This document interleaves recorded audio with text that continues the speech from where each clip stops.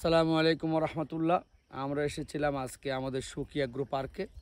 আমাদের সাথে এসেছেন আলমগীর স্যার, ইসলামী ব্যাংক অক্সিজেন শাখার ম্যানেজার, আর আমাদের হুমায়ুন স্যার এসেছেন ঢাকা থেকে। স্যারের টিমকে আমি মোবারকবাদ জানাই আমাদের সুকি এগ্রো পার্কে আসার জন্য। স্যারকে একটু ধারণা দিই, আমরা ওখানে যে ড্রাগন বাগানটা দেখেছিলেন সেটা টায়ার পদ্ধতি, আর এটা হচ্ছে স্যার মাসা পদ্ধতি। মাসা পদ্ধতির একটা সুবিধা হলো এখান থেকে আমরা একটা রড দিয়ে 2 ফুট চড়া করব, এখানে একটা রড দেবো, এটা কি ওই পর্যন্ত যাবে? জি একদম সোজা। তো এই গাছটা উঠে মধ্যের রড দিয়ে ওই পাশে চলে যাবে, ওই পাশে যে রডটা থাকবে ওটা তো লেগে থাকবে, আর এইটা উঠে এর মধ্যে রড দিয়ে এই পাশে চলে আসবে। তাহলে দুই পাশে যখন চলে গেল, এইটাকে আমরা পরিচর্যা করাটা সহজ হয়ে যাবে।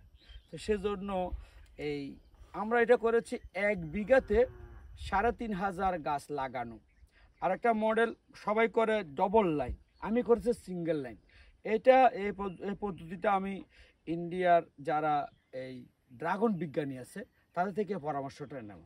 কারণ হলো আমরা যাতে প্রতি বছরে সার দেই, বেশ কয়েকবার দেই, যেহেতু আমরা জৈব কৃষি করি, সেজন্য আমরা সার দেওয়ার সুবিধার্থে সিঙ্গেল লাইনটা করেছি এবং 1 বিঘাতে 3500 গাছ আমরা লাগিয়ে এটা রেকর্ড করেছি। ইনশাল্লাহ এখান থেকে আমরা কিছু ফল উৎপাদন করব।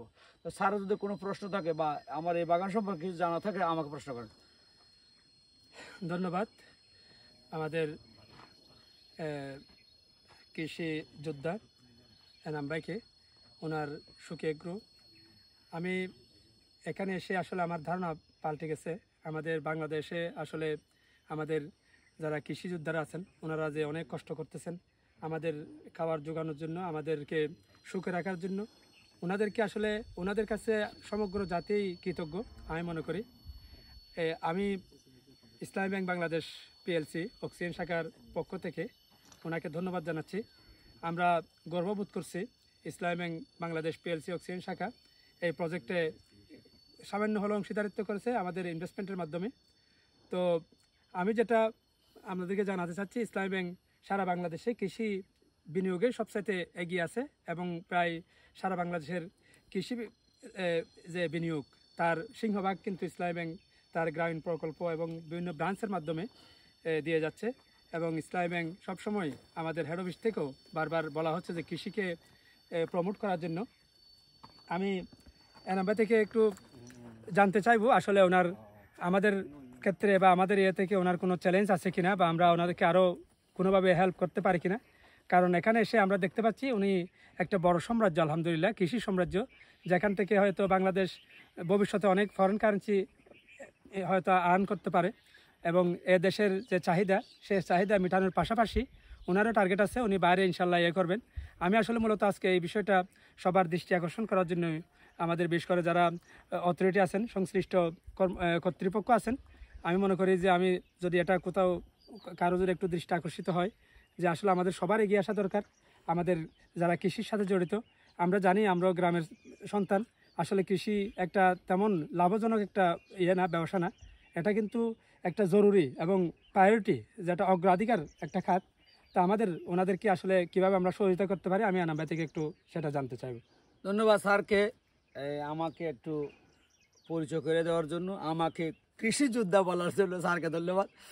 আসলে কৃষি আমাদের নেশা, কৃষি আমাদের পেশা।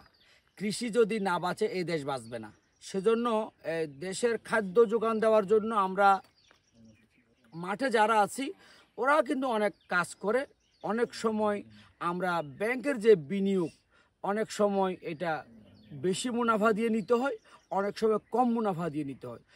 যেহেতু বর্তমান সরকার কৃষি বান্ধব সরকার, ওনারাও চাচ্ছে যে নতুন একটা প্রজেক্ট দিয়েছে, যে পার্টনার প্রকল্প, যেটা ওয়ার্ল্ড ব্যাংক এবং ইফাদ ফাইন্যান্স করতেছে, ওরাও আমাদেরকে কানেক্টিভিটি করেছেন। ওনাদের উদ্যোগ খুব ভালো, কিন্তু আপনারা যদি একটু ব্যাংক কর্মকর্তারা যদি একটু এগিয়ে আসেন, যে বাংলাদেশ ব্যাংকের যে নির্দেশনা যে কম মুনাফায় কৃষকদেরকে টাকা দেওয়া বা কৃষকদেরকে বিনিয়োগ বান্ধব যে অ্যাগ্রো বেস, যেমন জুস ইন্ডাস্ট্রি, যে বাগান এক্সটেনশন, এইরকম অনেকগুলো প্রজেক্টের মধ্যে আপনারা টাকা বিনিয়োগ করে থাকেন।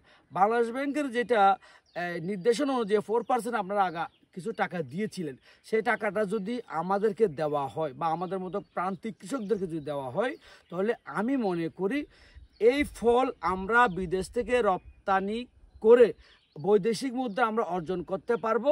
কেননা আমি গত সপ্তাহে আমি সৌদি আরবের বিভিন্ন মার্কেট যাচাই করেছি, দুবাইয়ে বেশ কিছু ব্যবসায়ীদের সাথে কথা হয়েছে।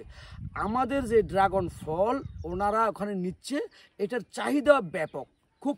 আমাদেরটা যারা খাচ্ছে, আমরা যদি অর্গানিক কৃষি করতেছি, আমাদেরটার চাহিদা আছে। সেজন্য আমাদেরটা অন্য দেশেরগুলো যদি স্যার এখানে এই 12 থেকে 13 রিয়াল বিক্রি করে সৌদি আরবে, কিন্তু আমাদেরটা 20 রিয়াল বিক্রি হয়। তো 20 রিয়াল সমান আসলে অনেক টাকা।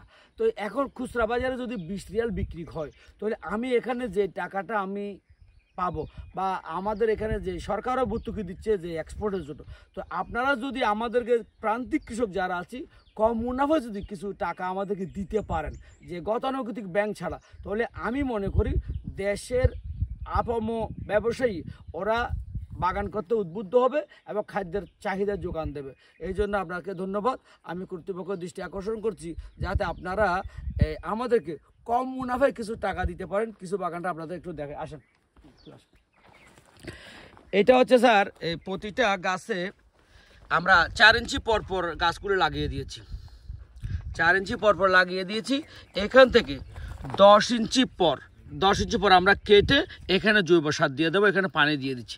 এই জন্য এই গাছ যেমন এই স্যার এখানে একটা জিনিস দেখেন, এই গাছটা এখান থেকে খাবার সংগ্রহ করছে, অর্থাৎ ও এখান থেকে খাবার সংগ্রহ করে, নিচের থেকেও খাবার সংগ্রহ করে। তো সেজন্য এই গাছটা যখন লাইন সারিতে থাকবে তখন আমাদেরকে সার দেওয়া বা রক্ষণাবেক্ষণ করা খুবই সহজ।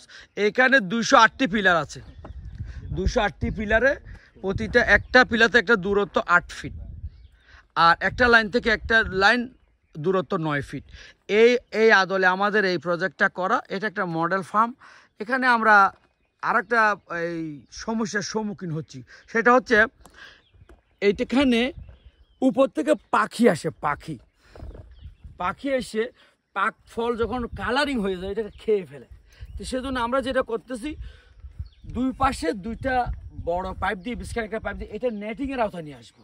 অর্থাৎ আমরা যতই দিন যাচ্ছে অতই শিখছি, অতই ঠেকছি, অতই শিখছি।